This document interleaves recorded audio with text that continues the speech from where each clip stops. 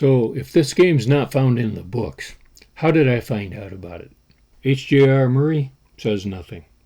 Stuart Coolin, not a word. David Parlett? Nada. Jack Boderman? Nuh-uh. R.C. Bell? Not there either. Irving Finkel? No, sir. Lenny Frank? Nothing. James Lowe? Missed it.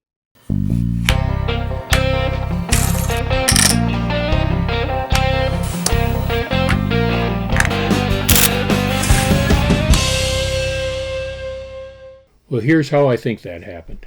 I was looking up the game Ming-Mang. That is a strategy game from Southeast Asia.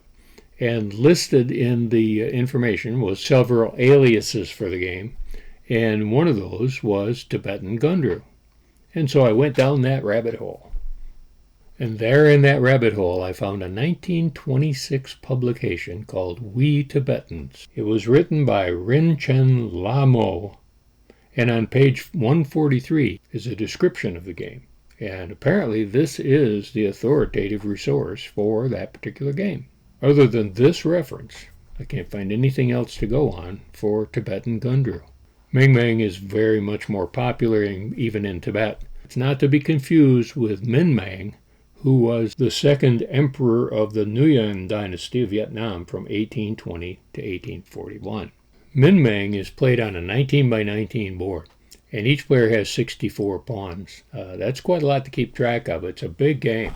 Let's check out this quotation from Jack Boderman's Book of Games, wherein he says the rules that he quotes were culled from the writings of the Lama Trungpa Rinpoche, who in the 1960s was at the Eskdalmur Samye Ling Tibetan Center in Dumfries, Galway, Scotland. The Lama's description of the game ended with the words, "We use a go board."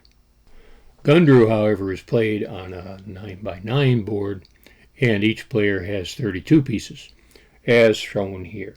This is my little mock-up. It's basically a chessboard without the checkering, and that makes it a lot easier to use for some games. And as a matter of fact, it's perfectly suitable for 9 by 9 intersections, so it works great for Tibetan Gundru.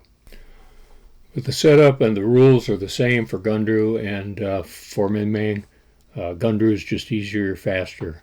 I think it's just more fun that way. So let's take a quick look at how to play Tibetan Gundru. Gundru is easily played on a chessboard using the intersections of the rank-and-file edges of the spaces. If you have a board with 64 square spaces and no checkering, it's much easier on the eyes. Each player has 32 pieces of a distinct color, and the game begins with 16 of those pieces, sitting on 2 neighboring outer edges of the board, as shown here. The other 16 pieces will be used later in the game, so keep them nearby. The objective of the game is to convert all your opponent's pieces to your own color. Traditionally, the player with the darker pieces goes first, but it really doesn't matter.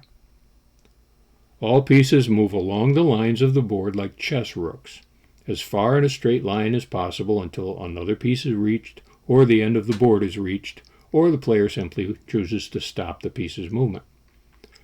Pieces are taken by custodial capture, by trapping the enemy piece between 2 attackers. But in Gundru, there are 2 interesting differences in the usual custodial capture. 1, they are not removed from the board, but simply converted to your color. This is when all those extra pieces you have to the side come into play. 2, there can be more than one piece taken in the capture.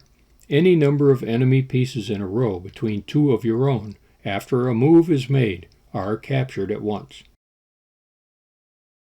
All those captures must be orthogonal, not diagonal. And the game continues doing these moves and conversions until one of 2 end game conditions is met. Either all the pieces on the board are a single color, or all of one player's pieces are trapped and cannot move. The immobilized player loses. Rinchen Lamo shared just a few additional rules. 1, a custodial capture may turn a corner. If there's a row of enemy pieces that occupies a corner and adjacent points, they can be captured thusly. When a player has only one pawn left, it acquires the capability to capture by a short leap, one jump at a time. If a player builds an impenetrable fortress and only moves pieces within it, then the other party shall be regarded as the winner.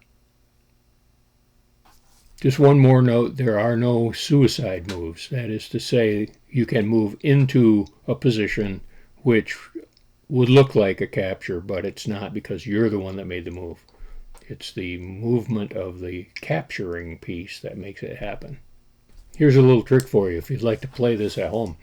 Run down to the thrift shop and pick up a couple of copies of Othello. See, I've got a few back here.